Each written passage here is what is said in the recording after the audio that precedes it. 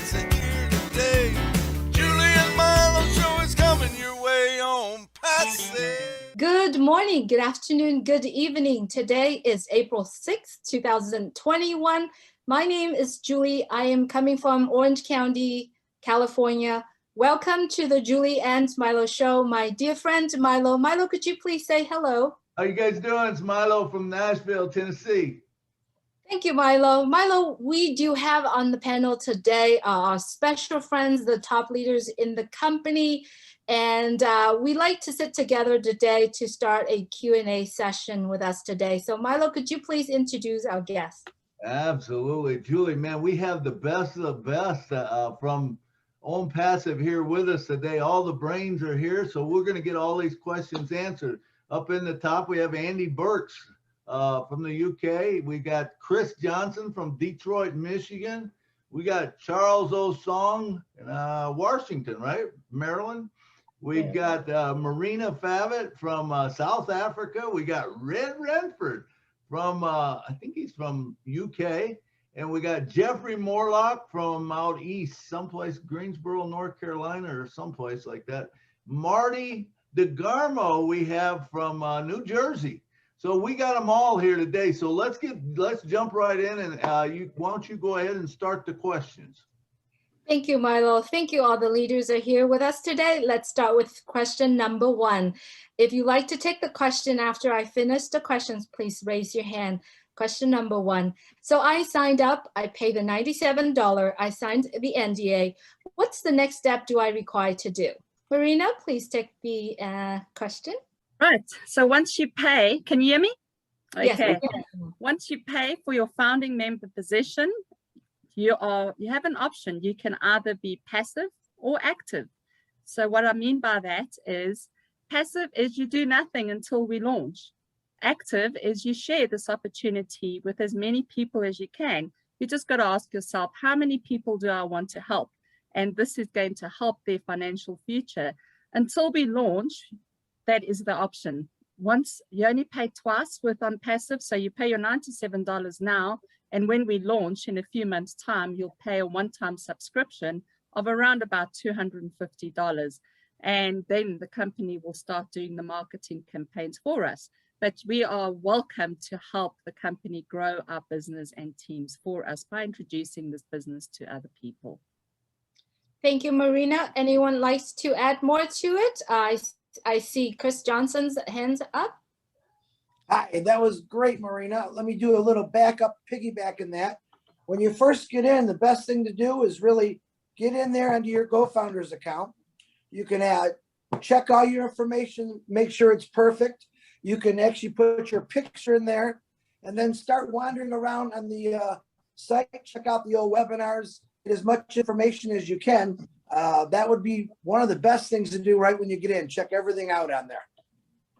Thank you, Chris. Andy Burts, you want to add some more to it, or are you good? Yeah, just there's lots and lots of different Facebook groups with a lot more information on it. So the suggestion is to come along and join those as well. You get information about the various webinars that are going on so that you can get more information and a better understanding, and you can have that light bulb moment like the rest of us. Thank you, Andy. Back to you, Milo. All right. So that was great. It's all about engagement, being engaged. So that's another question. I keep hearing about timestamp. Now, does the timestamp happen when I sign up or when I pay my $97? Andy?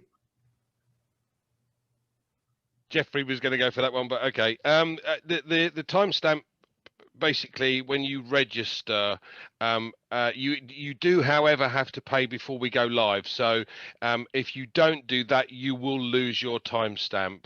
But it's date and timestamp as the day you register. Day you register. Anyone else?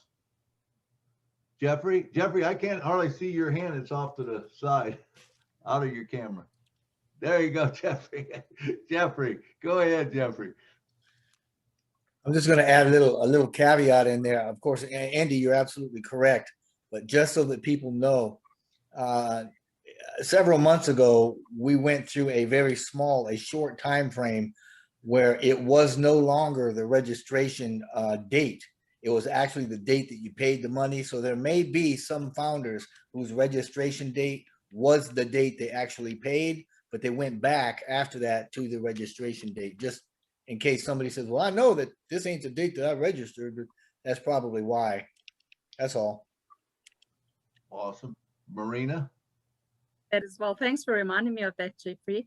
But when we go into our soft launch, that is going to be the date that we pay, not the registration date. That was made quite clear by Ishmafara. And so it's going to change from now. It's the registration date. So if you registered a year ago and only paid today, you will get that year back date. But if we in soft launch already and you registered before, let's say a few months ago, but by the time you actually pay, we're already in soft launch, you'll pay the increased price plus the date will be the date that you make the payment. So that is why we encourage everybody to get in now at the $97 and secure that early date. Thanks. Awesome. Anyone else? No? Julie? Thank you, Milo. Can I hold positions or accounts? Can I hold multiple positions or account? Those are three-part questions. I see Red's hand up. Yeah, hi. You can hold as many accounts as you want. It's entirely up to you. Obviously, you need to bear in mind they have to be funded on launch. The unique part of every account is the email that has to be completely different. You can have the same name on every account, but you have to have an individual different email for every account. Thank you, Red. There's another part to that question. Can they all be all in my name? Can they be in my company name? Yeah, like I said, you can have the same name on all of them if you want to, and you can have a company name on them. It's entirely up to you. Also, in the profile section of every single account, you have the ability to change the name once you have put one in there.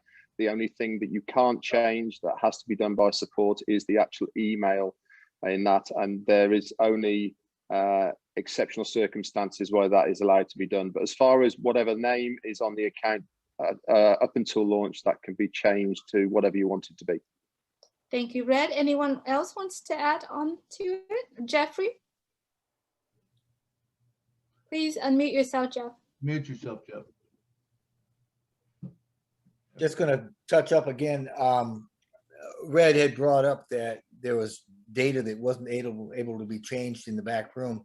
Absolutely, the email, but there's also, you'll see down in the right-hand corner, your registration date or the date of activity. You can't change that date either. But so you can change your phone number, your name, and the country, but the other two dates you can't change. Anyone else? Thank you, Jeffrey. Back to you, Milo. All right. So if I have, say my children, I have children or I have grandchildren that I want to get into it, or nieces, nephews, can I do that? What if they're, is there a certain age they have to be? Chris Johnson? No, you can sign anyone up at any age. There is a legal age. You could basically, let's do it like this. I'm going to sign up my grandkids, but I'm going to use my name right now. When they legally come and whatever it is in your country, I think in America at 16, I can legally turn it over to them and put it in their names through the Onpassive system. It doesn't matter what age they are, but you have to turn it over. You have to manage that money for them until they're legal age, and then you could turn it all over to them. Red? Yeah, as far as the legal age of owning a non-passive founder's position is concerned, and an account in that fact, is dependent on the legal age to own a business in your country. All righty. Anyone else? Marina? Wanted to add to that. Yes, there's a lot of people. I've actually got team members who have bought positions for their unborn grandchildren and unborn children. So they have had, there's people do it differently because the name is not your unique identifier. Your unique identifier within Onpassive group is your email address. So as long as you've got different emails, you can change the name at any time. For ease of reference, I actually put it into my children's names, even though they didn't know about the account. just to make it easy for me to recognize which account belongs to who. But at any time, I can change that name to whoever. So yes, the name you can change at any time. It's the unique identifier, which is your email, which has to be different. And that's entirely up to you what name you want to start off with. Okay. Perfect. Anyone else? Charles? Okay, so I just want to add to that because, for example, today, someone asked me, how can I sign somebody else's signature if I'm managing their accounts, right? So when we sign up, and the first thing we need to do right after making the payment, we have to sign up the NDA. And at the NDA, when you sign that NDA, at the bottom, there's two small boxes. The first one says, I've read and I understand what this is about. The second one says, I am the manager or owner of this account. So once you check those two boxes, what the second one is telling you is that you can sign as the manager of the account. And now, of course, when you are signing as a manager, you're signing your signature, right? So you can sign your signature, and that's perfectly okay, because in this situation, you are just a manager of the account. Just wanted to point that out. Right, which makes you responsible. Correct. Awesome. Anyone else? All right, Julie, back to you. Thank you, Milo. So I am a founder. What are the benefits for me as a founder of Onpassive? Jeffy? First of all, you get bragging rights. That's what I love about it. You get to say, I am a founder with Onpassive. That's right. And I'll tell you what, I use that a lot, but getting to the heart of the question, obviously the biggest and the best thing that we can do as founders is we get to pre-build our network, and we get access to the Go founders and all of their tools before we go into soft launch or even pre-launch. I mean, while in pre-launch, before we go into the hard launch as well. Additionally, when we're a founder, we have the ability to get the inside scoop, to see what's happening in real time with Onpassive, with the private webinars, the public webinars, and you're privy to information that you wouldn't otherwise be able to get. When we're doing things for Onpassive as a founder in pre-launch, i.e. the soft launching things, then other benefits would include being able to use the tools that they come out with in the products. We get the first links to them. We also get to participate in the beta testing of it all. We get to do things that are pretty neat and keen, and we also get to bring in a lot of people. So I'll let somebody else finish it up, but that's primarily what we're looking at. Thank you, Jeffrey. Up next, Red, please unmute yourself. Yeah, there's also going to be specific bonuses available for founders that won't be available to resellers.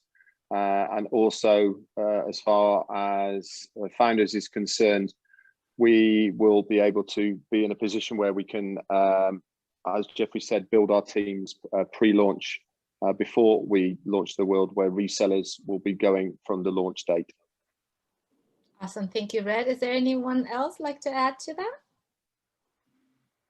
The mic to you, Milo. All right. So say if I don't want to become a founder, I don't know why I wouldn't, but I don't want to become a founder and I just want to be a reseller. Can I do that? Jeffrey? Absolutely.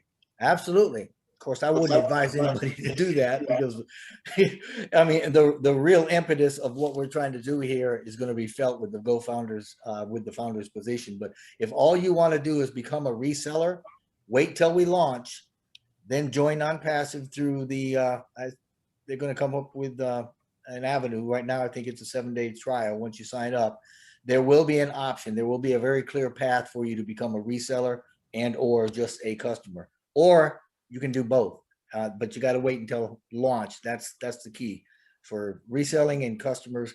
As soon as we launch, you'll have that option opened up to you. Andy?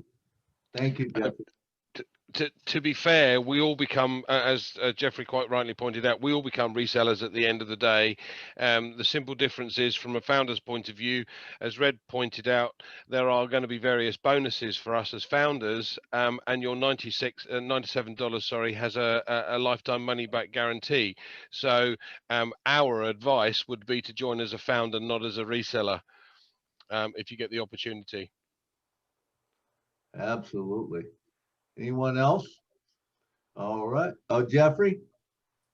You know, I appreciate that, Andy. You just brought up something really good. And as long as I'm plugging it, I'm going to plug that founder's position, because quite frankly, founders get to build their teams and their teams build teams. And that's going to build a residual income that you will not find in any shape, way or form after you launch as a customer or a reseller.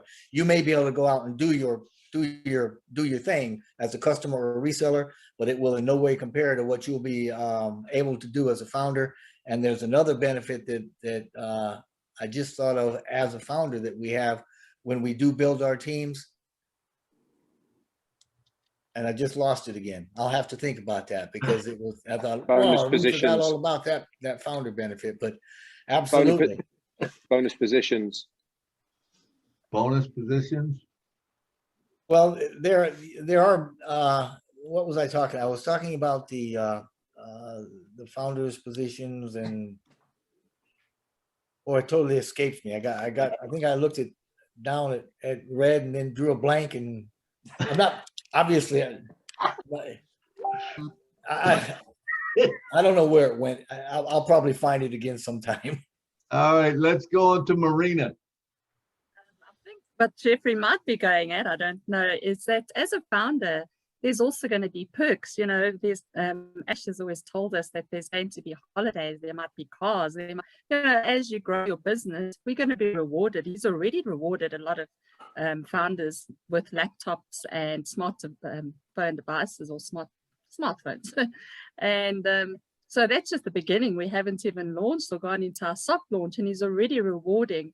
So yes, there's going to be trips and all the good things that you can look forward to working in a corporate company, for example, you know, all the benefits. So it's really exciting.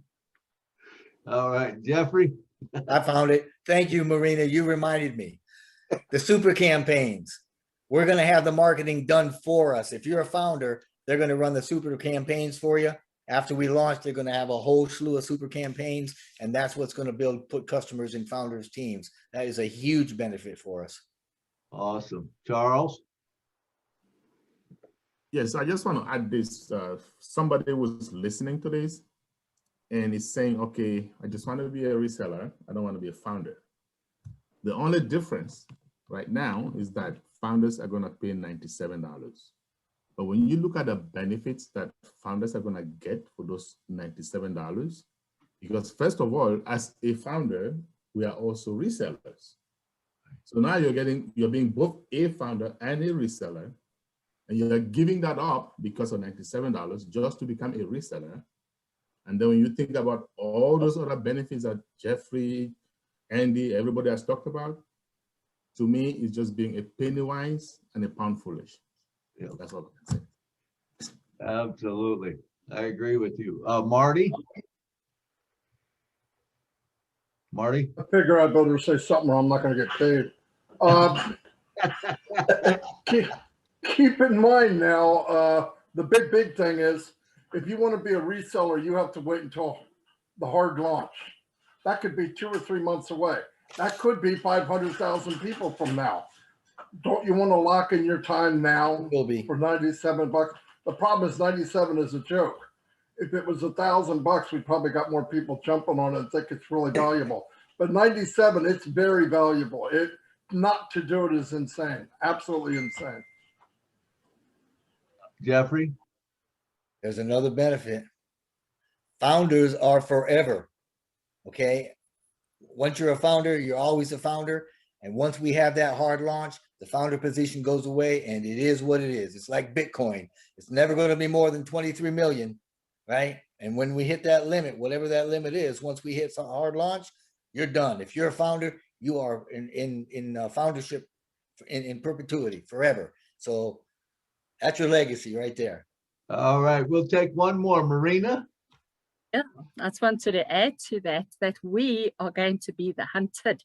And we don't have to go out. You know, as a founder, we are also going to, from what my understanding, we're going to get badges. So people will recognize you as a founder of this global IT company, and they're going to want to know you. I mean, it's like knowing Mark Zuckerberg or Jeff Bezos. We are going to be those people in the spotlight of the IT industry, where people are going to want to know us and join our business. So yes, so we are going to be the hunted, and we no longer have to go hunting. All right. I'd like to say one of my quotes, Marty kind of brought it up, you know, $97 is not much. Sometimes that's almost like, you know, I like to say, hey, founders, it's time to quit treating your multi-million-dollar business as a $97 expenditure. You know, if you're thinking that it's $97, you're wrong. It's a multi-million-dollar business. Back to you, Julie. Thank you, Milo. Thank you for all that beautiful answers. So my next question says 3 parts of it, okay? So what are the fees out of my pocket before Onpassive soft launch? What about during soft launch? And what about after hard launch? Marty? You'll have the fees that you're going to have is $97 to be a founder. You're going to have to, and if you want to be a founder after soft launch, it's going to cost you more. It could be double what it is now. No other fees until hard launch. Then you pay for your package. But right now it's 97. Soft launch could be 50% more, 100% more during soft launch. And the other fee is only the product fee, which will be somewhere between 100 and 250. Ash is trying very hard to keep it under 250. It all depends on what the cost to run the company is per month. But that's the game plan. Thank you, Marty. Is there anything else that anyone like to add? I think that just covers it. Back to you, Milo. All right. And how does one make money in Onpassive? Please name a few ways that you'll be making money. I mean, there's multiple. Marty? Trying to say this out loud. Anytime someone falls under you, a customer or a reseller, and they purchase a product, you get a small piece of the pie, or trying to think of the proper word to use. You get a part of the sale, okay? So if you have 100 people, you get 100 parts of the sale. And remember, they're paying monthly, so that's residual income. And 99.999% of the people on Onpassive will be customers paying for product. That's how you're going to get paid. And remember, customers will be put under you by the company, by Overflow, and if you do want to share, by you. But either way, your business is going to grow daily, monthly, yearly, and you'll get paid a small piece every time somebody purchases. Put your hands down, guys. That's good enough. I'm just kidding.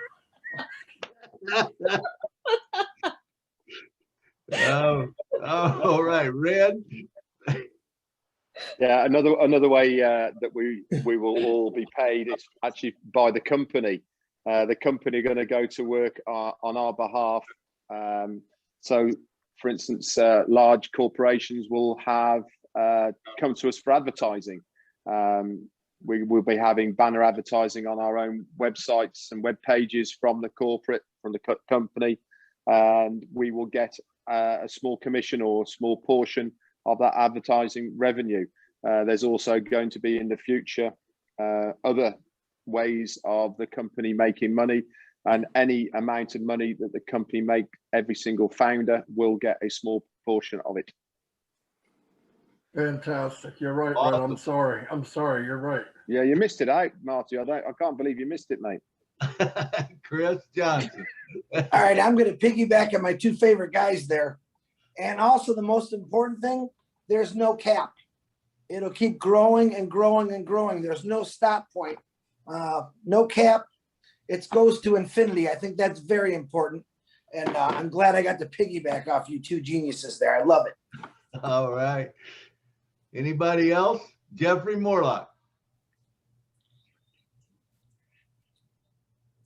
I'm not really sure if you guys, both of you, Marty and the other Red and Chris covered it or not, but I'm going to put it out there just so that you can kind of expand your mental paradigm just a little bit.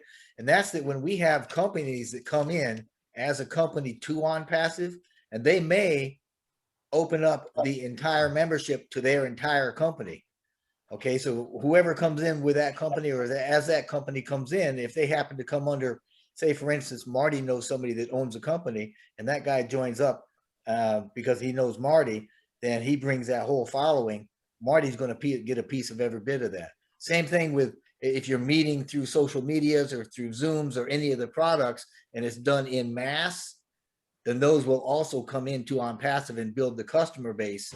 So, I mean, every time Mr. Mafara says this is a lot bigger than what you think it is, oh yeah, it's going to be absolutely huge. Absolutely. Anyone else? All right, back over to you, Julie. Thank you, Milo. I think the next question I was asking is already covered, so I'm going to skip that and I'm going to go on to another one. I don't want to throw Milo's off, but I'm going to the next question, so I skip one, Milo. Okay, so how does one access the profits that made in Onpassive? Red? Okay, every single person, whether they are a founder, reseller, and or a customer, will have a virtual wallet called an O wallet attached to their account. The O wallet will have two parts to it. It'll have a funding wallet and the O wallet itself. If you are a founder or reseller, any commissions that come to you will first fill the funding wallet first, and this is to pay for your monthly subscriptions. Once that is full, it then falls over into your O wallet. Okay, and once that money goes into your O wallet, you can withdraw it at any time of any day without any qualifications. If money is there, you are in profit, you can withdraw it, and there is so many different ways you can withdraw it. There will be options to withdraw it directly to your bank, depending on country, of course, to banks in cryptocurrency, bankers drafts, and other forms as well, depending on your country. So that's how you will get your hands on any money that you have via your O wallet. Also, another thing to remember as well is that companies will be hosting their businesses on Onpassive, and they in turn will have O wallets connected to their businesses via a marketplace within the company of Onpassive. So for instance, if one of these cars is one of these businesses, a car dealership, for instance, you can actually buy a car on Onpassive by just transferring that money from your wallet to their wallet, and it didn't even have to leave the country at all. Absolutely amazing. Jeffrey? I just want to make somebody aware of something as far as getting the money, and that is if your subscription is not paid up, then you will not be able to access any of the commissions in there, but you'll be able to see the commissions accrue until, like Red had said, that there's enough to pay the subscription, and then you'll get the overflow. So there may be a chance where you look in there and you see some money that you can't access. That's because it hasn't paid, the subscription wasn't paid, if that makes sense. You'll be able to see it, you just won't be able to get it because the subscription amount hasn't been made yet. Thank you, Jeffrey. Thank you, Red. Anyone else? Marina? I just wanted to add with the O wallet, you'd also be able to pay invoices from there, from your back office. You'll be able to pay your tithes to the church or charity, what have you. So it's really going to be very easy to manage where you're wanting your money to go.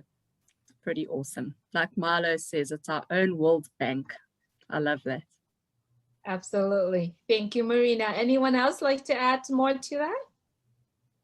Back to you, Milo. All right. His Onpassive founder position, is it transferable or willable? Andy, works? Yes, they are transferable. If you're passing it on to your children, or in Chris's case, his unborn grandchildren, you need to make sure that you have a will in place that actually sets out specifics for each account that you've got as to where you want it to go. It's okay at the moment because there's nothing going into the system. There's no commission going into the O-wallets, etc. But once that starts, you will have to make sure that you've got a full will and testament to ensure that it passes to the correct person that you want it to pass to. Marina's been through the process at the moment, and obviously if somebody does pass away, then you have to provide various documentation to support that, but it is essential that you have a will and testament in place to cover that. Jeffrey? If there's another part of that it kind of goes along with the willable, but it's not really to do with the will. It's kind of an offshoot, and that is if you have something that's that happens, you know, a tragedy, an emergency in the home, a death in the family, something like that, then the way that you want to actually be able to transfer that account is going to be through the support system within Onpassive, and you're just going to provide the legal documents and go through a legal process that will be set up in case you happen to have something like that within the family, where you want to say, for instance, if someone dies and you need to take that account over, there will be steps, a process, a legal process in place for that to happen as well. Awesome. Add to that, well, not to add, just to clarify, I have gone through this process with one of the two founders actually, and support requested the death certificate, which is understandable, and then proof that that person is the beneficiary. Once that's ascertained, they need the name and email address of the new beneficiary of that account. It's pretty simple, but there are obviously trails to follow, and you have to have that information. And that is why it is so important. I've just got to urge the importance of putting this into your will, you know, letting your family know that you've got this position, and let them know what your email and password is, because people don't realize that this is an asset, you know, at the moment, because we're not earning off it yet. They don't realize the magnitude of it. This is important. That's got to go in your will. It's an important document. You can actually print out your non-disclosure agreement and your invoice as all proof of your payment to and your founding member position, which is fantastic. Thanks. Awesome. Thank you, Marina. All right, Julie, back to you. Thank you, Milo. So obviously, Jeffrey Morlock has his hand up. I'm sorry. Take one I more. did. Sorry, Jeffrey. No, that's absolutely right. I love this because, you know, we're kind of feeding off of each other's, which does a lot better than just answering the questions. And Marina has got an excellent point. Something I'd like to bring up and just recommend, obviously, to every founder. I mean, if you're like me, and a lot of founders are, if you look at the numbers, we have multiple accounts. Please make a list of all your accounts and their passwords and keep those somewhere, so that in case something happens, somebody in your family has got that complete list. Because if you're like me, I got a whole page of them. And if I died tomorrow, except for the goodness of Onpassive reaching out and saying, gee, you know, Mrs. Morlock, do you know Jeffrey's in this? I mean, obviously all my kids do, but you understand the importance of what I'm saying is make sure there's a list, make sure you've got your accounts and your passwords, and make sure that somebody knows where that information is in the event that something happens catastrophic. Then, I mean, Marina, you're absolutely 100%. This is a legacy for your families. This will be something that'll be generating for generations. So take care of it. And like you said earlier, don't treat this like a $97 expenditure. Absolutely. Absolutely. Thank you, Milo. Thank you, Jeffrey. And I believe you have already covered the next question. So I'm going to skip another one. So when I activate my O-wallet, what information will I need to provide? Red? Yeah, hi. The O-wallets are going to be controlled by a third party outside of Onpassive. And these people are going to expect you to set these wallets up by using a term called KYC, which is Know Your Customer. This is normal practice on the internet at the moment. Depending on country, again, there will be various forms that you will have to provide to this company to verify who you are. This could be a driving license, passports, it could be utility bills, it could be also facial recognition, which is being used a lot more now. In Spain, for instance, they use notaries to confirm who you are, also documentation from town halls, etc., all depending on what country you are. This is the legal way of setting up your wallets to verify who you are, because at the end of the day, security is going to be paramount, because this is where the money is going to be. And one of the reasons that Onpassive is going to be using a third party is that to keep your account safe. That means that to access the money, you have to go through the setup process of the KYC. There's also going to be probably 2FA that's going to be attached to it, which is another security measure as well to be able to access that account. Thank you, Red. Andy? There's also, it differs for company setup. So if you've got a company within Onpassive that you've set it up for the company, then you'd need a certificate of incorporation, articles of association, etc. The documentation differs slightly for a company that would do for an individual. Red's quite right. There's normally an ID, passport, a photo ID, and then there's a selection of various different other documentation like utility bills or phone bill, bank statements, etc. So there is normally a list, and I'm sure that the company will come out with that list for each individual country. Thank you, Andy. Anyone else? Back to you, Milo. All right. And do we know what the monthly subscription fee is going to be? Marty? Nope. No, we heard it's going to be between 100 and 250. I know that Ash is trying to keep it max 250. What he has to do is figure out the cost to run the company and to have money to further projects and all that. So he doesn't know that cost yet, but he wants it at 250 or less. So that's what he said. Awesome. All righty. Back to you, Julie. Thank you, Milo. Okay, so is there yearly fees for being a founders? And if there is, how much is it? Is there a yearly fee for being a resellers? And if there is, how much is it, Marty? I have to catch up. Resellers, no. Founders, $977 a year after the date of hard launch. That's what we heard. Oh, go ahead, Chris. Unmute yourself, Chris. Chris, unmute yourself. Marty, you accidentally said 977. I think it's 997. If I'm wrong, correct me, please.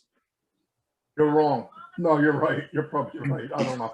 Somewhere around $1,000. Go ahead, Brad. Yeah, there's one thing just to remember, that you're absolutely right. It's going to be, we've been told 997 for the renewal after 1 year. But also bear in mind that to be able to renew the founder's position, which is optional, by the way, you don't have to renew your foundership. You can opt not to do it if you think it's not worth the 997. I have no idea why people wouldn't, but there you go. But there will be qualifying things that you have to do to be given the option to renew, and one of those will definitely be having an active account, which means basically paying your 12 monthly subscriptions throughout that period of time. Thank you, Red. Also, is that $997, is that out of pocket, or is it from the profit that the company made? I see Marina comes up first, and then Red. Red would have answered that perfectly. the lovely thing is with Onpassive, we only pay twice. Once for your founding member position, once for your subscription. Going forward, anything that needs to be paid for comes out of our profits earned. So we don't need to worry about, can we afford it? You will be able to afford it with the volume that is coming in. So I just tell people to just rest, don't sweat the small stuff, because that is a drop in the ocean of what we're actually going to be achieving with Onpassive. So yes, it will come out of our profits earned. Once again, it will go into our funding wallet if you select it. Thank you, Marina. I see we have Jeffrey hands up, and then Marty. Yeah, Red, you may have covered this. I may have missed it, and forgive me if I'm going back over this. But the foundership, the renewal of the foundership, there is a process. It's not a given. Just because you opt in to do it doesn't mean you have to qualify to remain a founder. There is a process that actually put in place, and there are criteria for it. You have to be in good standing, as they say. So it's just not something you're going to be given. You gotta be in good standing to have it renewed. Thank you, Jeffrey. I know, I'm sorry, Red, you had your hand up after Marina. Is there anything else you'd like to add to that? You good? No, Marina's absolutely right. We presume that when we get close to the renewal, there will be a button within your wallet. You click, and obviously the funds will start accruing to be able to pay for that founder's position, as Marina quite rightly said, from commissions. So we are not paying out of pocket. Beautiful, thank you. How about Marty? Do you have anything else to say to that, Marty? Everybody kind of said it, other than if you don't have enough money to pay your founder position in a year, you're not a founder anyway. So you're good to go. Thank you, Marty. Back to you, Milo. That's good, Marty. How many companies has Ash owned before Onpassive? Jeffrey? 0. He has not owned any. He's been in quite a few, but this is the first one that's actually his. Thank you for clarifying that. All right. I think Marty has his hand. Next. I think Julie? Marty has his hand. Oh, Marty's got his hand up? Yeah, my hand's not working. Something's not right here. Oh, okay. Anyway, Jeffrey's right. He hasn't had any businesses, but he has sold a lot of systems to companies. Right. Either a system to run an MLM or whatever it took. But he has done a lot of that, but none of his own systems. Jeffrey's 100%. All righty. A lot of those are out there and still active, by the way. It's good stuff. He's making money. He's making money from them right now. Yep. Right. Absolutely. All right, Julie, back to you. Thank you, Milo. That's beautiful. Okay, so let's talk about Onpassive offices. How many Onpassive offices out there, and how many countries is Onpassive in presence now? And will there a company meeting around the world for Onpassive founders? I see Red's hands up first. Red. Okay, I'll just take the first part of this and then leave the other two parts to it. At the moment, we did have 3 offices around the world. We got one in Orlando, Florida. We did have one in Bangalore, and we've got our main office in Hyderabad, high-tech city in India. We've subsequently moved all of the staff from the Bangalore office up to Hyderabad to have them all in the one place. I do believe that the lease is still going till the end of this year, the one in Bangalore. But the Hyderabad office, there is a 9-year lease on that one at the moment and ongoing. The second questions I'll turn over to somebody else. Thank you, Red. Who likes to answer the second part of the question? Well, I think it was countries. There's 212 countries, which means some of those are territories because there isn't 212 countries. Territories they're considered countries. So it's 212 last time I heard. Okay, anyone else? Anyone like to take the third part of the question? Jeffrey Molla? I can't remember the third part, but I did want to say also in the back room or in the back office under contacts, There is a California office address. And now I don't know exactly what that is, but it is listed. So I guess technically that is another office. But I never hear of anything going on there. So what was the third part of the question? Will there be company meetings around the world? Oh, where yeah. can Oh, you- yeah. There will be lots of company meetings in lots of different places. I'm absolutely sure. And I would even imagine that there's going to be quite a few of those that will be sponsored by corporate Onpassive. And we will have galas and I can't imagine anything slowing that down. Yeah, you're going to have, and that goes part and parcel with the 1,000 global leaders, the positions that you're going to have after launch, and after you hit certain criteria for the global leaders, then each of those you're going to have a global leader and maybe one or two or more per country. So, and these global leaders will be the core of communication for Onpassive Global. And a lot of that activity that you're talking about or questioning right now will be coming through every one of those via corporate, and it'll float down into the various countries and the various global leaders. So the short answer is, you bet. There's going to be a lot of meetings with a lot of people. Thank you, Jeffrey. Brett? Yeah, we've already actually had one meeting, and this was the inauguration opening of the Hyderabad offices, where the Indian leaders and partners as well, actually, some of them went there. There was about, I think, 35 to 40 to the opening. They got shown around the new offices, etc. And this was our very, very first meeting that we've had as far as Onpassive, the company, is concerned. Thank you, Red. Jeffrey brought up a good point. I like to bring that up right now. So what are global leaders and what are the requirements to become a global leader? Anyone want to take that? Red? Last time we had this information, it might change obviously, but the requirements are to have 1,000 personal sponsored people plus a team of 10 or in excess of 10,000 members in your team. So 1,000 personals and 10,000 within your team. Then you will be given or asked if you would like an office in your country. As Jeffrey rightly said, you will be then the main kingpin point of your country. And as rightly Jeffrey did say as well, there could be more than 1, 2, or 3 per country. But it's a big milestone to get to for many, many founders out there. There is also going to be, I believe, a paid position from the company as well to be a global leader, to have your own office. There will be allowances for it.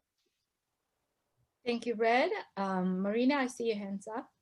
Yeah, I just want to add to that for those that might be new. When you think about 1,000 personal direct referrals, whatever, it's like, oh my gosh, how can I ever achieve that? That is not it's not about what you can personally achieve. It's about what the company with the AI marketing campaigns is going to be doing for us and putting those customers under us, which builds our direct team. And so that's going to happen very quickly. If you've actually started with a bit of foundation and you have started building a team, that's going to even happen quicker. And then the other thing is, and I remember because Charles Asong asked this question to Ash Mafara, he lives in the USA, but he wanted an office in Nigeria and Cameroon. And Charles said, Ash said, wherever you want it. That's all about total freedom with Onpassive, the CATMO, time and total freedom. Because you can literally I could go, if I had to qualify, I could say, I want to open an office in Hawaii, for example. You can be anywhere in the world because you don't have to physically live in the country that you have your office at. You qualify and you can run it the way you want, which is fantastic. Thank you, Marina. Andy? Just one additional point. Jeffrey mentioned it earlier on. A lot of us have got multiple positions. That's 1,000 on one position and 10,000 on that team, not overall. Okay. Absolutely. Thank you, Andy. Jeffrey? And just to point out that just like the number of founders is finite, that's 1,000 global positions. That's it. Once you hit 1,000, we're done. There's not going to ever be any more. So there is a little pressure. If you want to be one, you got to start pre-building. So what if you have two people, two founders in one country, in one area, and they both have the same, is it based on the timestamp? Like whoever hit that number first, or how does that work? Marina? On well, who achieves it first? So it's first come, first serve.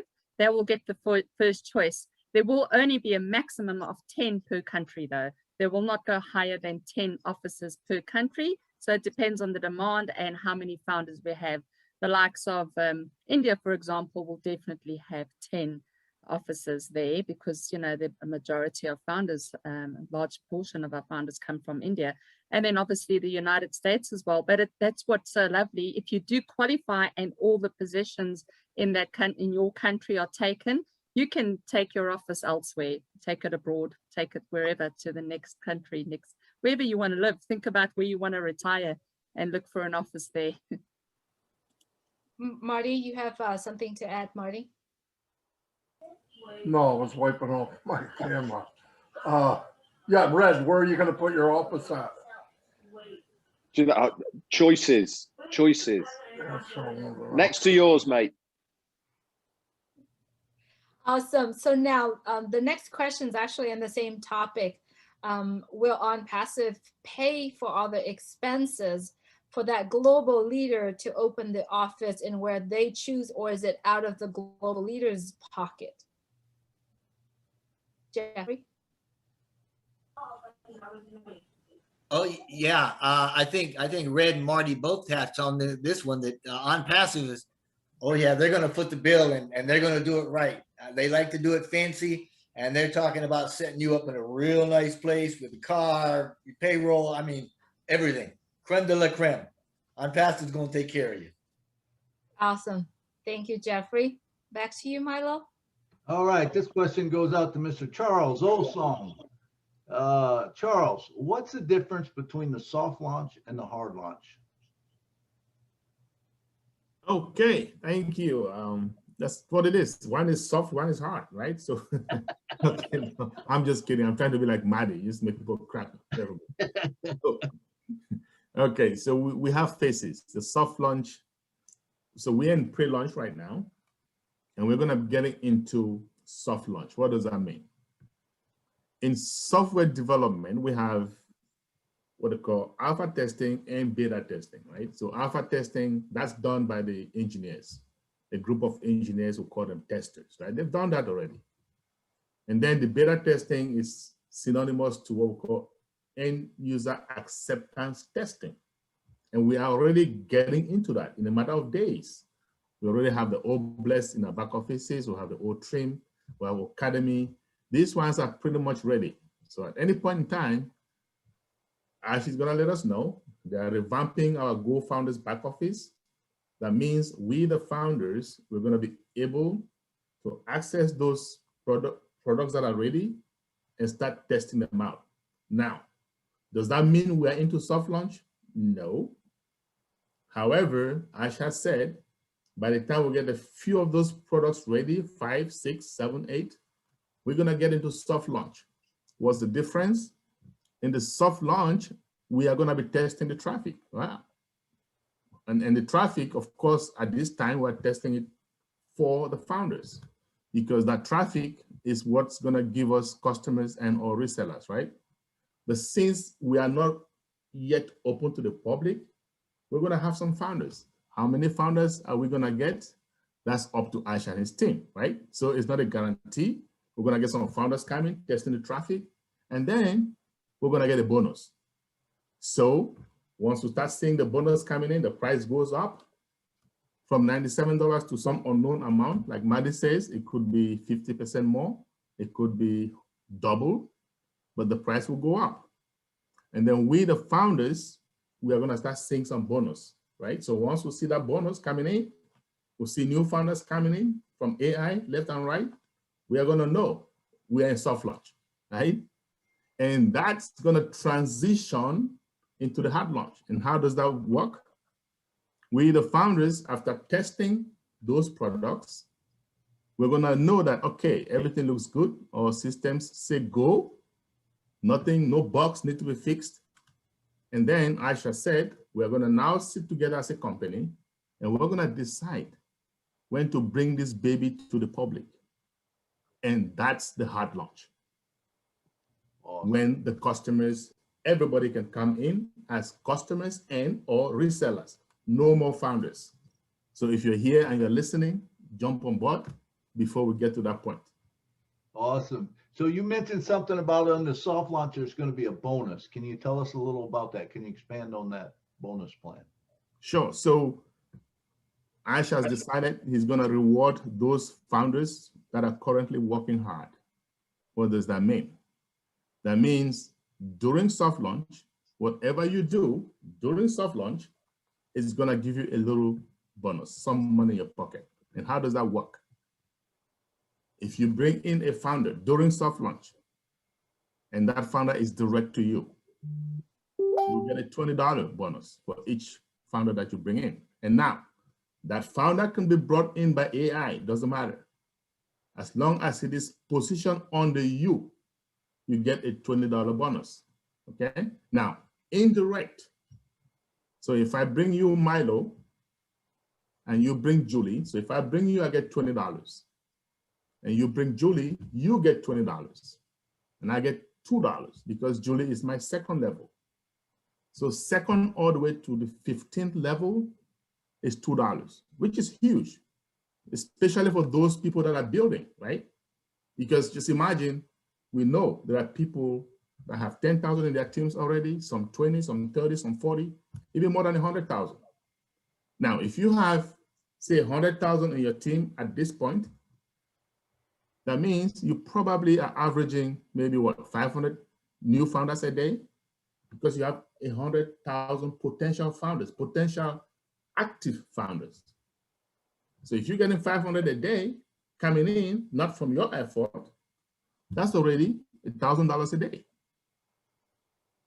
Plus what AI is going to do for your team.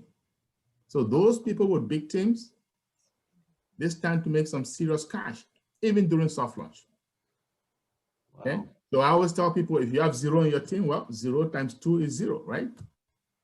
If you have 1,000 in your team, well, 1,000 times 2 is 2,000. So those people that are currently working, they're going to be smiling come soft launch. They might even wish we never get to hard launch. Wow, that's a great explanation. Does anyone else got anything to add? I think he covered it all. All right, back to you, Julie. Where can I find a compensation plan for Onpassive? Anyone would like to take that question? Jeffrey? I love the easy ones. You can't. You can't.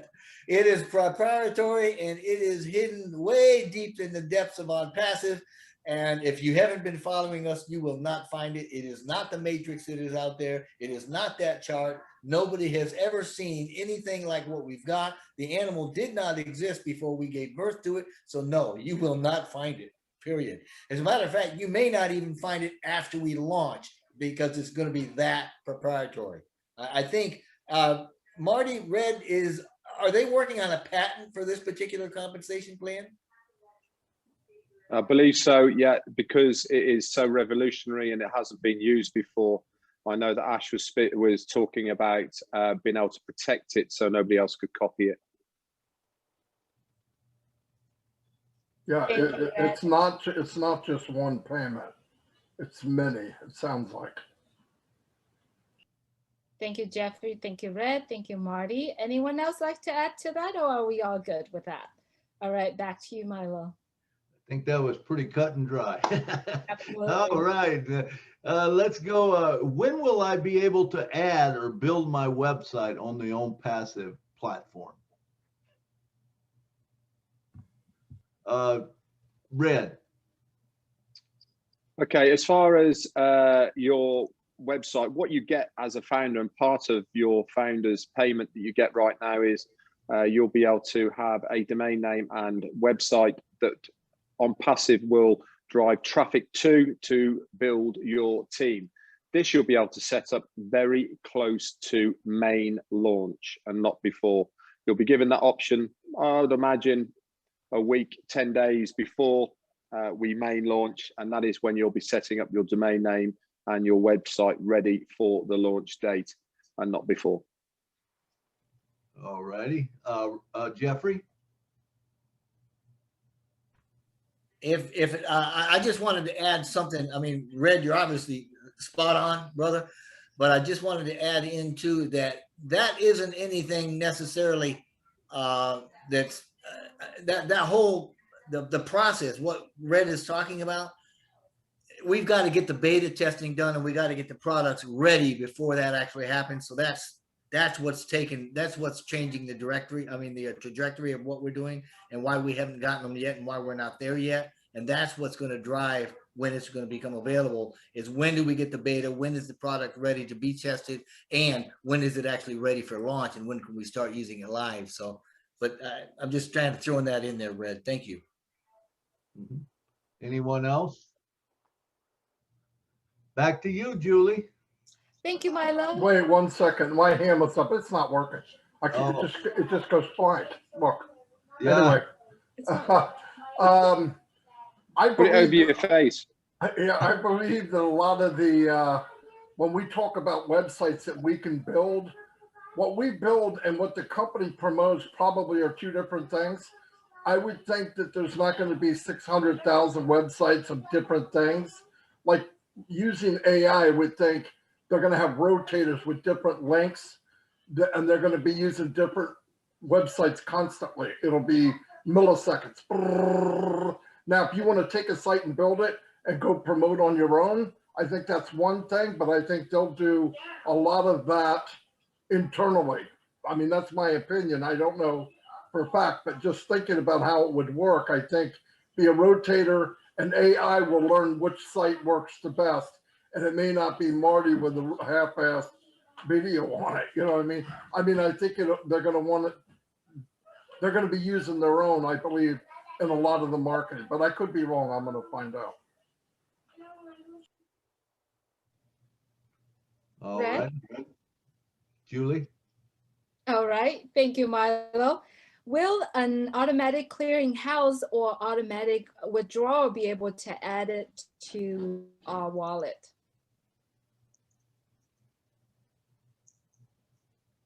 Jeffrey?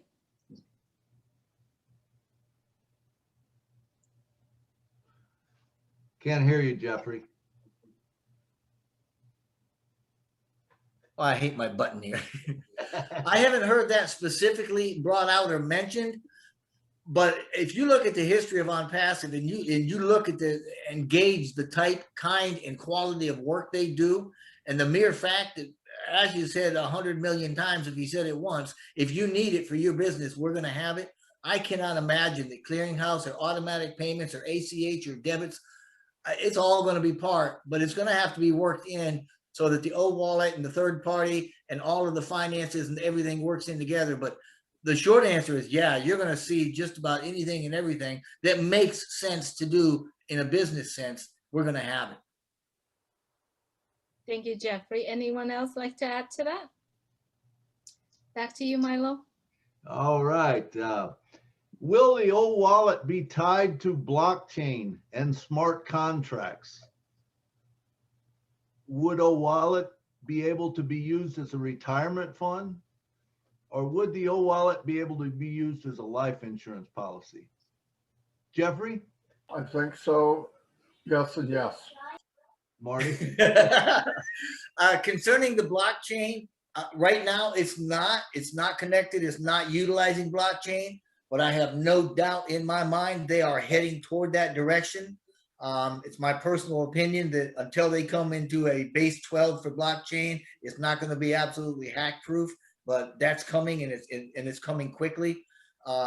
As far as being used for old wallet actually integrating blockchain, I'm sure that will happen. It's just not happening right now, and we may get old wallet before they do that. That may be a next gen kind of a thing. I'm not really sure. I haven't heard Ash talk specifically about it, but I know he is a fan of blockchain and obviously by extension cryptos.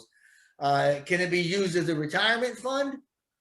Well, it's a wallet that holds money and you can use it for whatever you want to use it for, but it's not designed as a retirement fund, and it's certainly not designed as a life insurance policy. But I mean, if you want, you put your money in there, you can keep it in there for as long as you want and do what you want with it. So you can call it whatever you want. It's a bucket full of money. Awesome. Okay, Andy Burks. I think we certainly with regard to the retirement plan, Jeffrey's right. At the end of the day, you could technically use it as a retirement plan, but obviously for certain countries, you're not going to get the tax relief. So from a perspective of your money's coming into the O wallet, you've got to pay tax on that. There are two trains of thought. You either, well, when you get your retirement income, you'd have to pay tax on that anyway. So why would you need to set up a retirement plan? Because at the end of the day, this is your retirement plan, if you like. There's no, I've offered these things for many, many years, and people put in an amount of money over a month, every month for a period of 20 years odd, in order to build up a pot and then draw an income from it. Well, the O wallet is creating an income for us anyway, so it would be pointless to have a retirement plan, or not. It's not exactly a retirement plan. You're not going to get tax relief on it.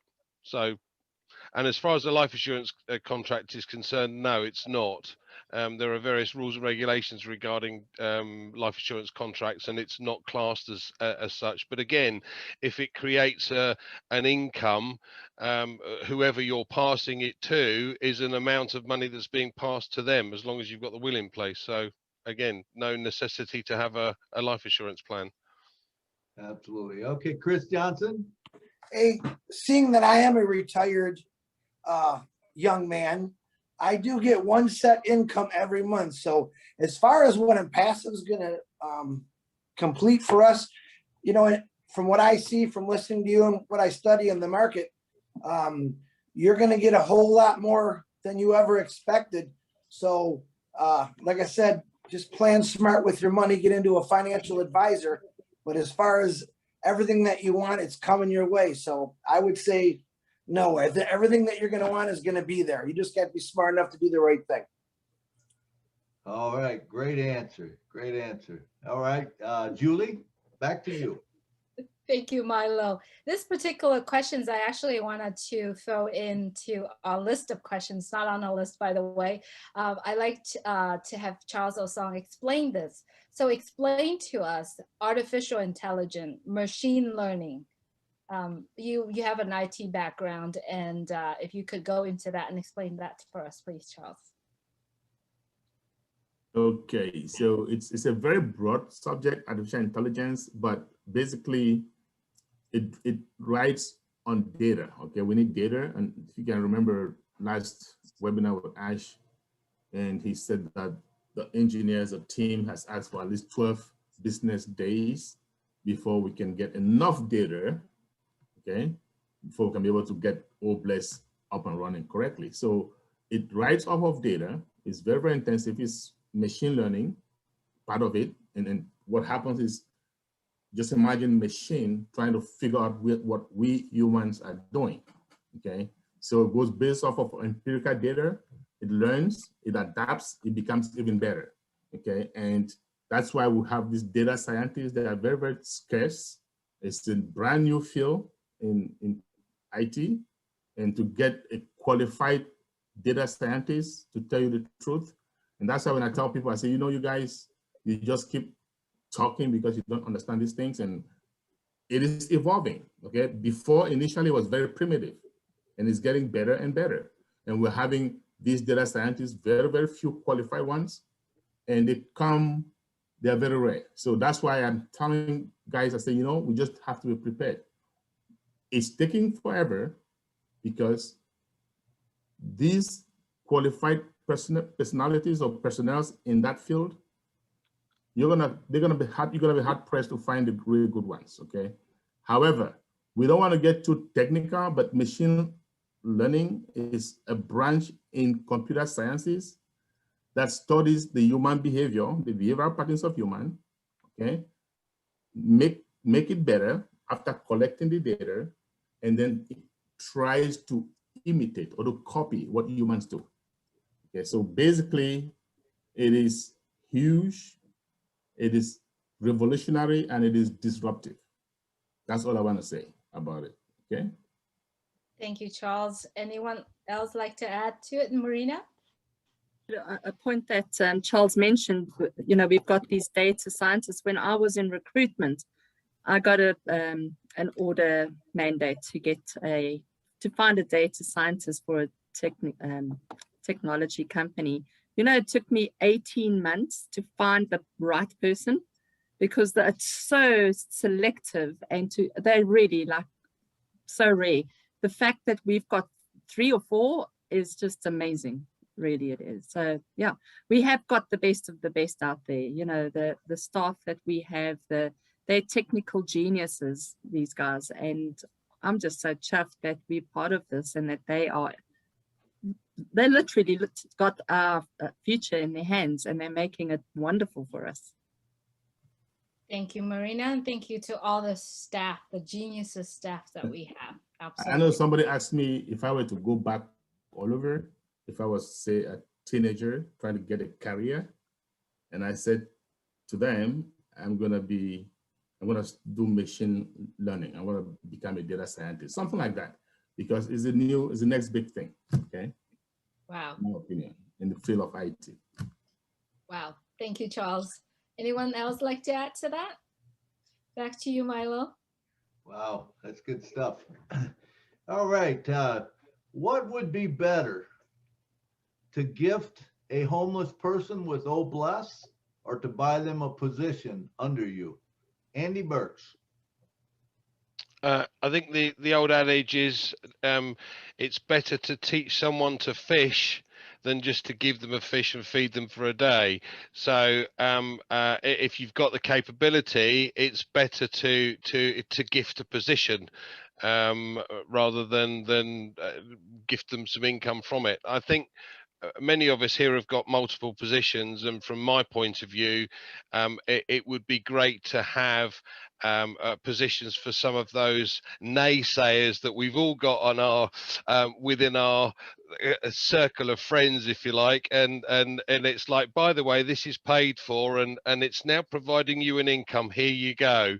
So I think that it would be better. You've got "Oh Bless," so you've got this opportunity to give to a generic homeless people, as in a group, a charity, or as an individual. So you've got that option. But as I said, from our point of view, many of us have got multiple positions. So some of those additional positions can be handed out to various different organizations or close friends, etc.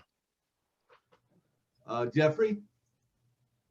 I just want to kind of bring something up that I hope that most people are aware of, but if they're not, then this is something we do need to consider. In what Mr. Burke, what Andy has just said, in that, albeit a house is a pretty big fish.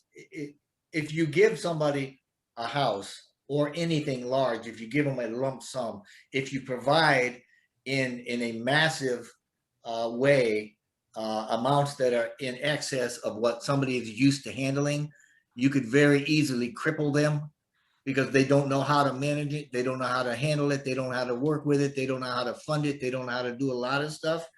But like he was saying, if you get them a position and that position starts out small and it starts to create wealth, then they can learn how to manage that and how to use it and how to get out of their situation over time, and they will be much better down the road than if you were to give them. It's kind of like winning a lottery and you've never had that much money. It can destroy people if you don't know what you're doing.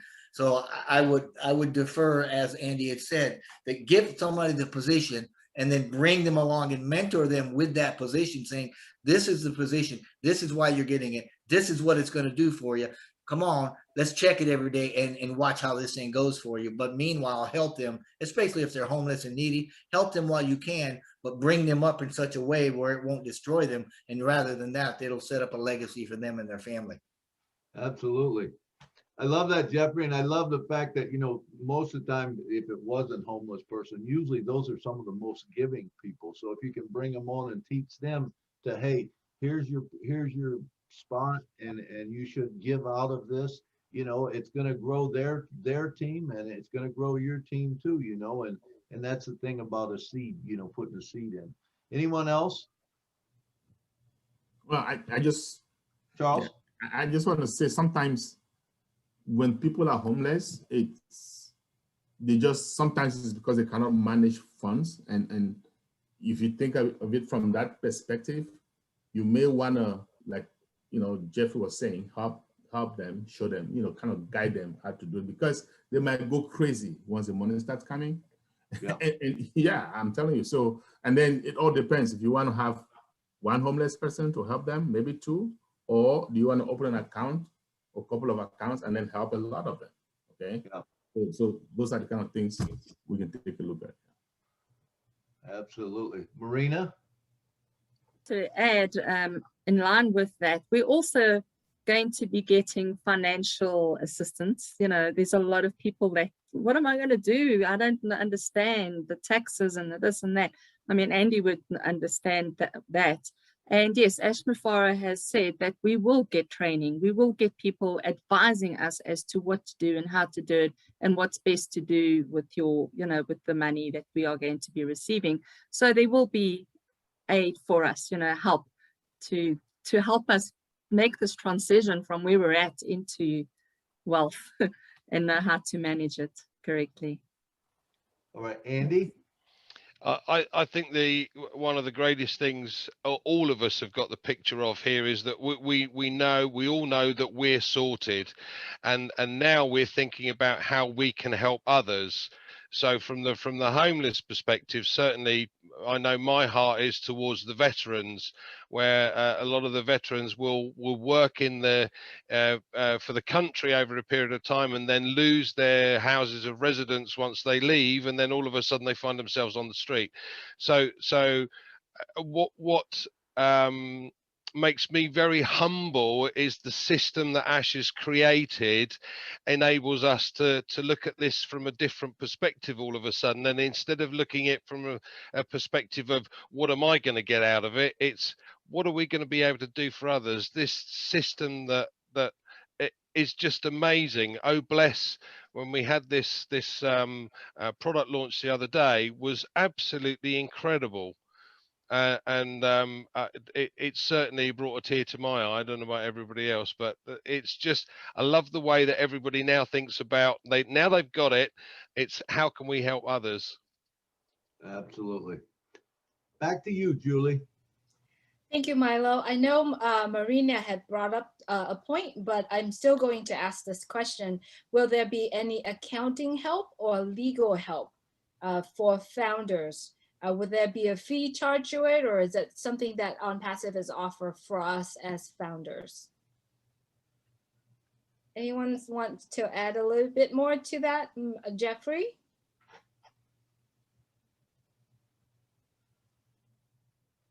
I didn't see anybody that was really willing to jump into that one, so I figured I'd go ahead and get it started at least. There will be help on both sides of that, and there will be free, and I'm sure there will be paid, as well as they will probably even have recommendations for people that do that sort of thing as a fee for service and that sort of thing. I don't think that Onpassive is rated as a legal company for hire, so to speak, although they've got an excellent legal team. And he has mentioned that there will be certain things, you know, like taxes, and there will be certain help for certain issues financially, at least if not long-term for a complete suitability, at least to get people pointed in the right direction and put them in contact with the people or entities that we need to be in contact with to make sure that we can manage whatever it is that we're getting from them. Marina? That, you know, when you look at the amount of founders that we have, and we've got a lot of intelligent people in professionals in accounting, chartered accountants, attorneys, lawyers, what have you, And they would be able to use the Academy as a side income or second stream of income, charge a small fee to give this sort of advice, which I think a lot of founders will really find grateful to be able to, to plug into that. And it doesn't have to be a large fee. It could be $5, $10 a month or whatever, but you're getting your basics, and I think there will be a lot of founders that's going to make use of the Academy for that reason, especially when we just go into launch. There's going to be a lot of training and conditioning of our minds that's going to need to take place, so counseling as well, like how do you handle this? So all that, I'm looking really forward to it. Just an example, I did a debt-free journey, and I was surprised how many people just don't, well, I was one of them, but you just don't know how to manage your funds. You don't realize that living in debt is not on, and how to get out of debt and what's the best way of doing it without backsliding and keep on going back for more and more loans.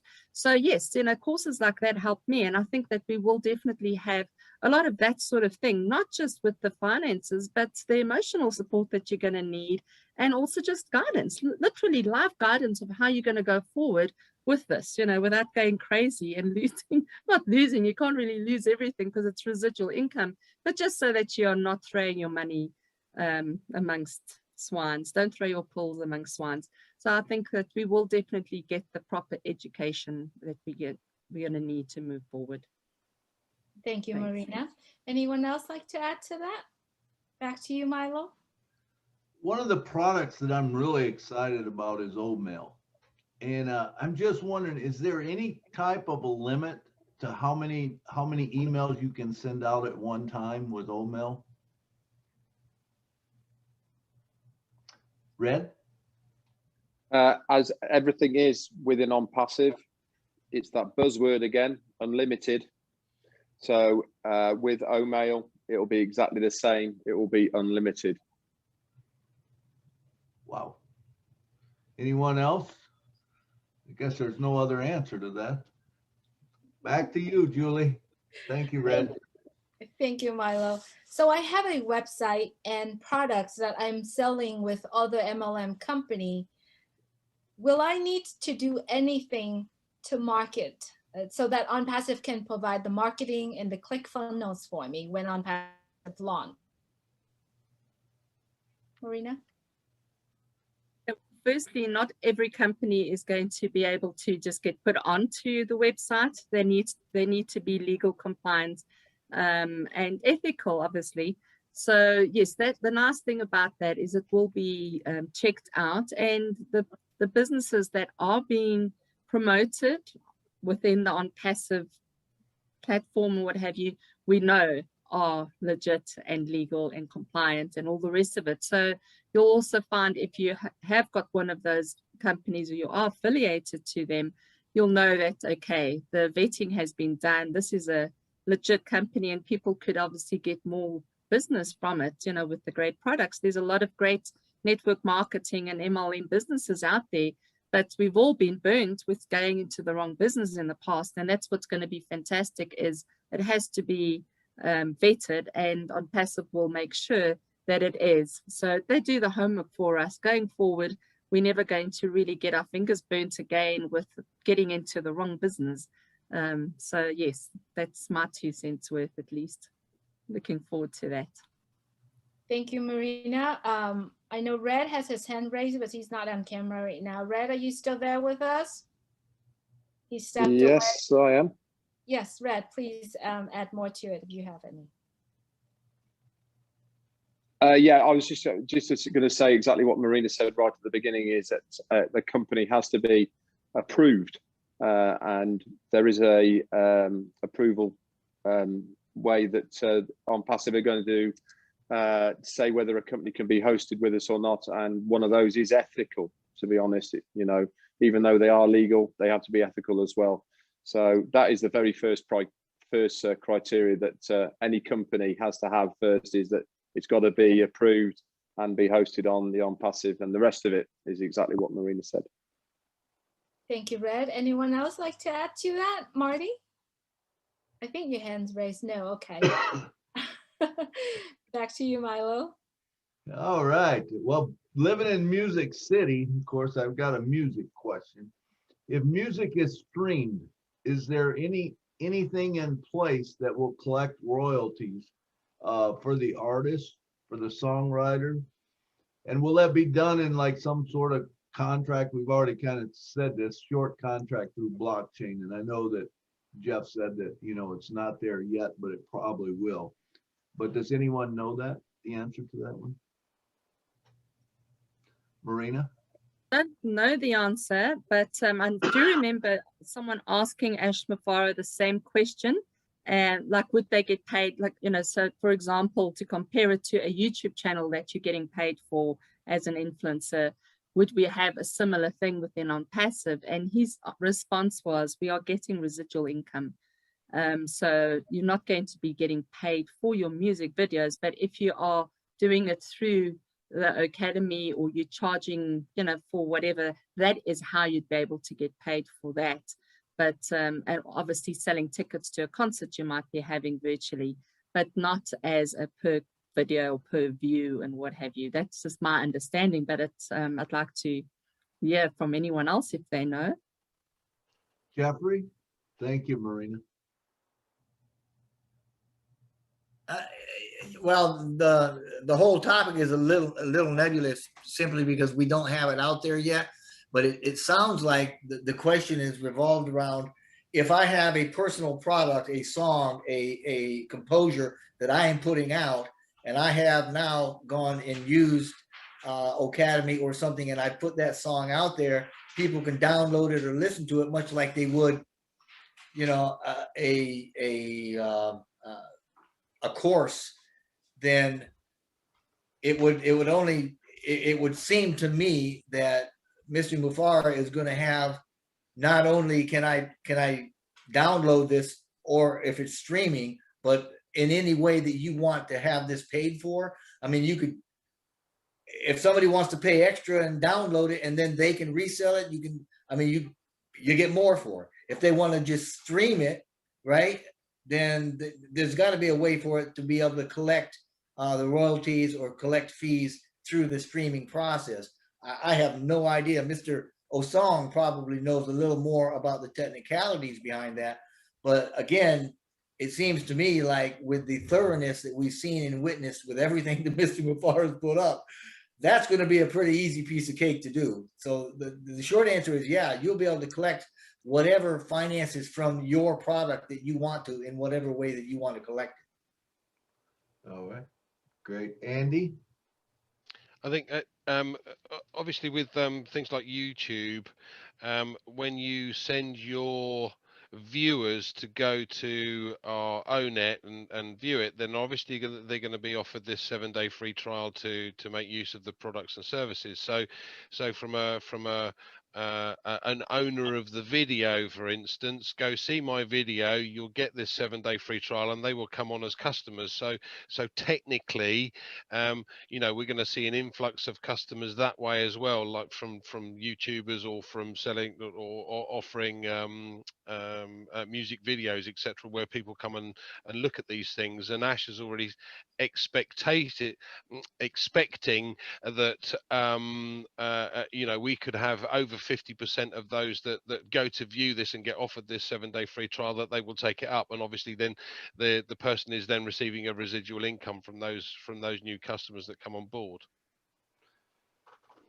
Yeah, I think the thing that I'm looking for is song copyright. So if an artist has a song copyright on a song and someone else uses it, is there a way that that artist will be paid, whether it's, you know, like 0.08 cents or whatever every time it's streamed? That's the way the radio industry does it, the television industry does it. I'm just wondering if there's going to be something there in that way, if anyone knows. Charles, do you know anything, being the IT guy you are? Well, I think a lot of this stuff is going to depend on how Ash and his team want to set it up, because today with the capability that we have, they can pretty much set it up any way they want. So I'd rather wait for Ash to tell us exactly how they want to do it, because trying to be careful not to give out information that he doesn't want to give out, right? So, Right. yeah, so I believe I'd rather wait for him to give us an idea, give us a clue, and then we can go from there. But yeah, there's a variety of ways that he can go. Great. Absolutely.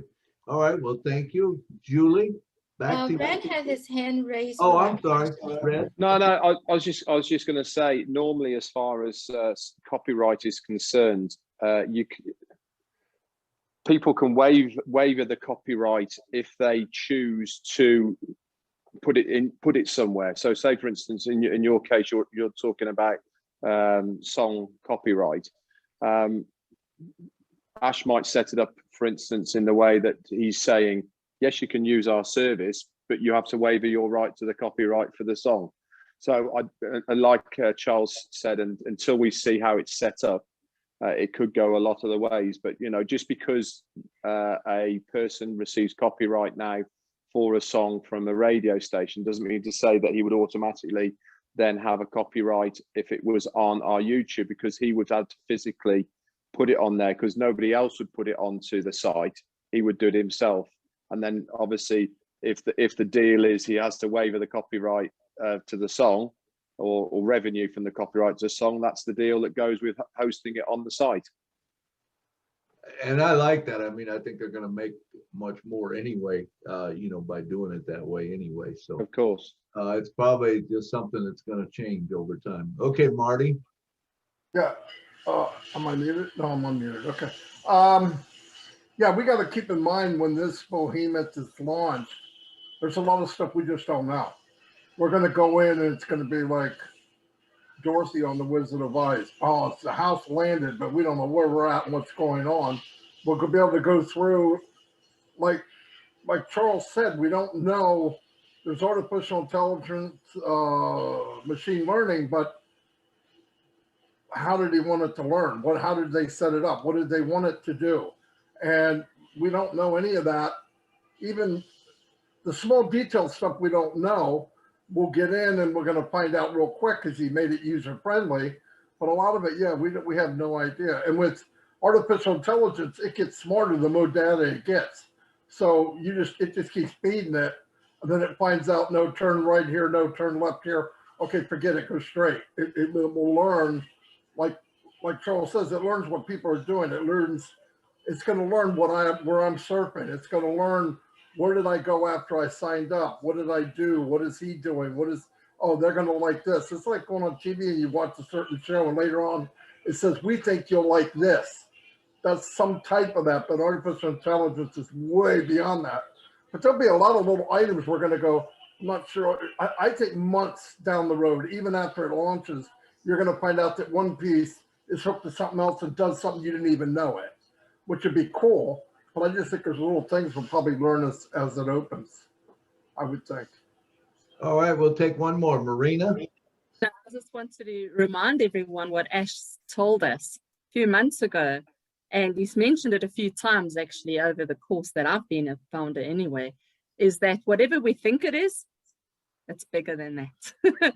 So I think that, you know, whatever we are imagining in our minds, it's just going to blow us away. It's going to be bigger than that. And whatever we think, can it do this, can it do that, it's going to do 10 times more than that. So I think we must, you know, just enjoy the journey and know that if it's needed and if it's a requirement, Ash said, if you need it in business, so it's not just, you know, when we think business, a lot of us, if we're not in music or not an artist, we're thinking business, you know, brick and mortar, whatever. We're not thinking of the artists and the singers, but yet you are. So yes, that's your business. So if you need it in business, I think it will definitely be made available to you in the due course. Absolutely. Thank you guys all for your thoughts on it. Back to you, Julie. Thank you, Milo. So how does overflow work? Anyone? Marty? If we look at a 3x, whatever it is, and I believe part of this crazy pay plan might have something like a 3x in it. The only reason I'm saying that is because he says 3 and it's free. Either way, we know that, and this has been said, that once you had 3, you started creating overflow. Okay, that's been said 1,000 times. So that's overflow. So overflow can be from somebody marketing above you. This is before any time. So if you're building people, you're creating overflow. The other flow can also be from the company because they're building people, and when you get a certain amount and a certain level, it overflows to the next level. So that's overflow. Overflow is the line that they're in has hit that number, and the excess is flowing to the next one. It fills that level, it flows to the next one, and that's what overflow is. Anyone else like to add to that? Thanks, Jeff. Jeffrey? No, I actually, no, you did wonderfully, Marty. I think that was very good. I was going to ask you, you used to explain it. There was a way that you explained it a long time ago. I think you used like a shower head or something with it coming down and just flowing downward. But you're absolutely right. And it does have to do with all 3 of the tables. Well, it's kind of hard not to use a matrix. I mean, you've got the three tables, you know, where you've got your personal team, right? And then, or your unilevel, and then you've got your teams, and then you've got the whole company, and the overflow is working throughout the entire system. So everything that's coming down from all of those, every time it breaks a new level, that is overflow, no matter where it is. Whatever it is, yeah. And wherever it is. The point is, whether you call it a matrix or not, the word overflow is in the company. Yeah. Asha said it, everybody said it. That means there's a limit, whatever that limit is. And there's a limit on each level. So whatever that limit is, when you hit it, I believe the top level's 3. If the 4th person goes down, the next one's 9, the next one's 27 or whatever, and it just keeps going that way. What's neat about it's not just you, they're building everybody. Plus you do have some people that are building, which increases that. And it's just going to be crazy. So yeah, but there's some type of level because he didn't like, what was the other word instead of overflow? Spillover. Yeah, there was a big deal. Don't use spillover, but overflow, you know, to me. Yeah, but the key takeaway here that you're referring to is that you're looking at a horizontal limit of 3, and then it goes down. The overflow goes down, whereas the limit is applied horizontally. So, and that's how you fill, and that's how you keep the term in your head. Yeah. Okay, anyone else? For you, Milo? All right, and I think we're about to the last question. So when an account is paused due to the lack of funds, I understand that the person as a founder can only use free product. Does their account continue in the marketing campaign and have ability to gain resellers? Charles? Oh, Marty? Some of the stuff is also detailed, but let's remember, if I get paused, the person above me and the person below me are not paused. So the train is running. So if you're paused, it could be 20 minutes, okay, or whatever it is, or you can add in the $10 to make it paid off. But I mean, I can't imagine anybody in Onpassive, especially anybody in the end now, that there's going to be this thing you call a pause. But if it pauses, the system is running. If that doesn't stop, can you use the Academy or this? Maybe not. But the free stuff, whatever, it doesn't matter. The point is, when do you get back in the game? The game is playing around you. So it's going to fill right in either from the bottom, the top, the sides, whatever, because we also have kind of a spill up. Because just because you got paused doesn't mean the 700 people under you did. They probably didn't. So it just, to me, it's crazy because I don't see it. I just don't see it happening. I really don't, especially on the second month. You know you're paying the first month. So, yeah, I don't see it happening. Absolutely. Charles? Yeah, it's like Maddie said, I don't see it happening either. It's if you are a founder at this time, or even at any time before launch, okay, and you've paid that first month because of the overflow. Now, overflow, remember, it can be from us, from those people that came before the new founders. it can be from the company, and we all know 3, not just 3 and it's free, but 3 and you're in green, Ash says, right? 3 and you're in green. So I just don't see how it's gonna be paused. And even if it is paused, I don't think it's ever gonna be paused for more than 1 whole day. I don't see it. But like Maddie says, everything is still turning. The money is coming in. Yeah, that's it. Awesome. Mr. Morlock. Just want to clarify, when we talk about accounts and paying one time out of pocket, we're talking per account. So if I've got 10 accounts, I got 10 out of pockets for my first, unless 3 is 3. I mean, that's totally different. But you understand what I'm saying, right? I'm not going to pay one time out of pocket for 1 month for all 10 accounts. Right. That 1 month payment is going to be 10 times out of pocket for each month for each account. I just want to put that out there. Awesome. 1 for each account. Yep. Anybody else? Chris Johnson.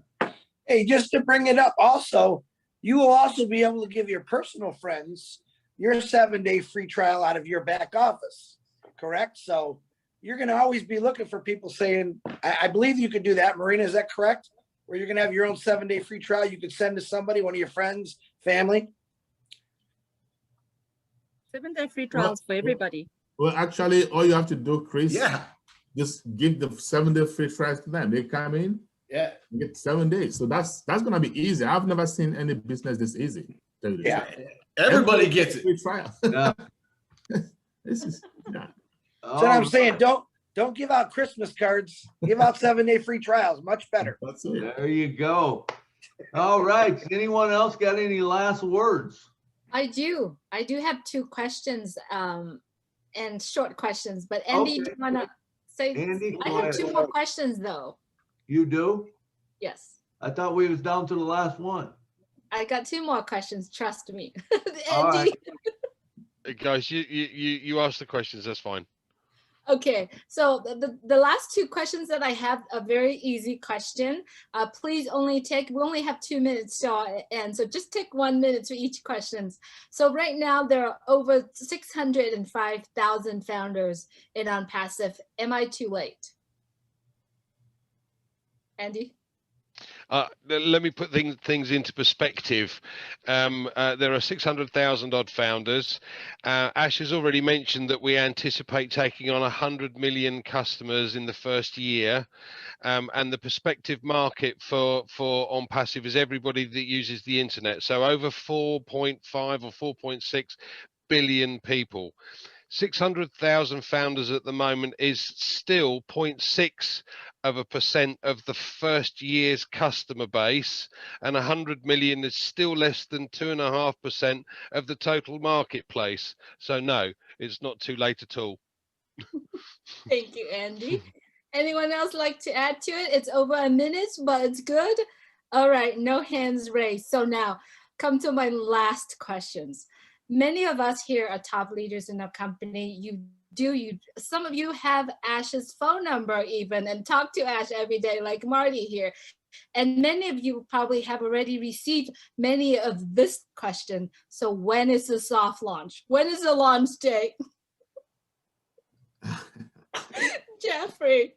Remember, I made that joke and got myself in trouble, so I'm not saying it. Yeah. That's why I put my hand up. I was going to say something funny. I thought, no, I'll just say it wasn't yesterday. I know when soft launch. What I will do is kind of clarify what the soft launch is so that we will recognize it. Because a lot of folks they're thinking, okay, as soon as we get products in the back office that we can use, maybe that's soft launch, or maybe it's when the price goes up, right? And that's probably the real telltale indicator, is that you're going to start getting more things into the back office. But once the price actually goes to the increase, that's the red flag or the checkered flag saying we are now in soft launch. Yeah. Because that means the price has gone up, which means that we're entering into beta. Because as Mr. Osong, I think, had said earlier, that once we actually enter into soft launch, we're going to be testing the marketing and the money flow campaigns. And by default, right, simply by extension, includes the AI that runs all of it. And that means we got to have money in the system. Without money in the system, you can't trust, you can't do the marketing, and you certainly can't do the money flow. So when is soft launch? As soon as the price increase happens, we will be officially in soft launch. But if you're looking for a date, keep looking. I had soft lunch today. It was chicken salad sandwich. Pretty soft. Well, you know what? Yes, what I say. We are already in soft launch. Yeah, We've we been are. in soft launch. Yeah, we are. Yeah. So it's going to be hard to say this is soft launch, this is not soft launch, this is hard launch. Just like Jeffrey just said, once you see that bonus, then you can say, okay, this is what we've been waiting for. But we are in soft launch. Yeah. Another great thing to look at is when Ash does a webinar at some weird time and tells you to set up your wallets. Yep. That's Or- a or- sign. Or you say, when I say, it's here, no more it's coming, it's here. That's right. That's right. As Mafara actually did say that we in soft launch, I think that most of the founders are just expecting soft launch with the bonus. So as long as they're not getting paid the bonus, they think we're not in soft launch, but we literally are, because it's all part of the beta testing. And right now, the Oh Bless is collecting data. We don't see what's happening. Not all the founders are going to, not all the products are going to be tested by us as founders. They're going to be tested in the alpha testing, like Charles mentioned. I'm learning quite a lot here. And then obviously we are going to be testing certain products, but we are in soft launch. Products are getting tested right now. They might just not be getting tested by us. And that's all part of the beta testing soft launch. Exactly. Absolutely. That is so beautiful. Anything else? Anyone like to add last words? Milo, would you like to add anything else to it? Thank all of these people for coming tonight and blessing us with their presence. Man, you guys were awesome. Man, the answers that came out were awesome. You know, I learned stuff tonight that I didn't know, and I appreciate it. Absolutely. I resonate that with you, Milo. I appreciate all the leaders here. Thank you, Andy, Red, and Marina. It's midnight where you are. Really appreciate you coming on here. Everyone, if you watched this video, you wanted to reach out to these leaders. They love you so much. For them to accept our invitation to be here with us here, it's a 2 hours long of Q&A, and yes, their brain are working really crazy to be able to answer all these questions to you. So if you watch this, please reach out to them and tell them how much you appreciate them. Thank you so much for watching our Q&A session today. Thank you all leaders being here with us. As always, please stay well, stay healthy, and most of all, stay alive. Good night from Orange County, California. Good night Good from night from Nashville. And don't forget to get back with the person who shared this video with you. Thank you, Milo. Absolutely. Night from South Africa, and it's actually 25 to 3 in the morning. Oh, Wide awake, fired up. Thank you. Wow. Thank you good so night, much. everyone. Thank Good you, Charles, night. for taking your Good night, guys. schedule. Michigan. Thanks, Charles. Thanks, Andy. Thanks, Jeffrey. Really Thanks, Marty. Thanks, Marina. Thanks, Chris. Thank you Good so to see much. ya. Bye. Thank you. Listen to the stories and how they tell.